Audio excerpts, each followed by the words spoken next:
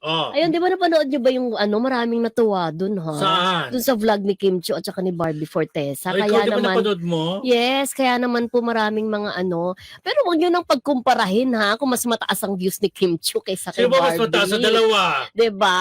Si Kim, andun ako, hindi ko alam kung ilan na ngayon, ha. Hmm. Kasi andun ako kanina sa nasa 512,000 si Ay, Kim. kalahating milyon na. Oo. Oh. Tapos si Barbie is parang nasa 208. Mataas din yun. Oo.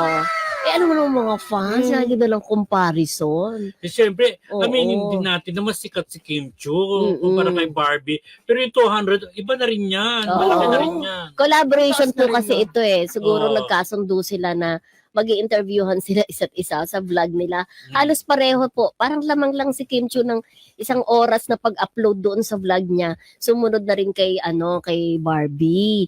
Kumbaga nagkaroon sila ng question and answer. At doon maraming mga fans ang natuwa dahil ang ganda ng personality nila. Pareho pala silang kikay at kalog. Oo. Hmm. At siyang nakakatawa, di ba? Ngayon, Mm-mm. nakikita mo ang Kapuso Stars, Kapamilya Stars, no? Na Oo. nagbabanding, may mga ganyan. Alam mo, natutuwa ako, Kuya Roldan, dun sa tinanong ni napaisip tuloy ako, na tinanong dun ni Barbie na lahat na lang kinuha mo. Sabi, lahat na lang tinatanggap mo, parang wala ka yatang tinatanggihan. Singing, hosting, paggawa ng series, tapos marami ka pang ginagawang bagay. Sabi ni Kim, siguro na-realize daw niya nung pandemic na parang lang ang buhay maiksi lamang, sabi niya.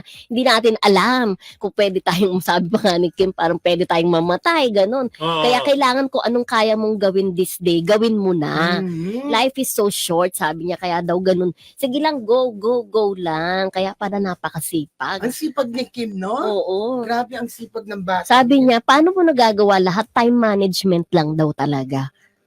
Kumbaga. Totoo naman yun. Oo. Oo. Yun nakakatuwa na nag-start pala yung day niya na 6 a.m. Nagja-jogging na siya, nagwo-workout na siya. Para daw maganda ang kanyang maganda ang kanyang health at maganda ang kanyang Tsaka pakiramdam. naman siya, napaka-positive talaga. Sino? Si Kim. Si Kim, oo. Kaya naman pati si 'di ba si Paulo parang nahahawa na rin sa pagiging niya, positive. 'Di ba sabi nga ni Paulo, 'di ba talagang si Kim pag si Kim ang malungkot sa set, lahat apektado. Pag masaya sa lahat, masaya din. Nagiging makulay na rin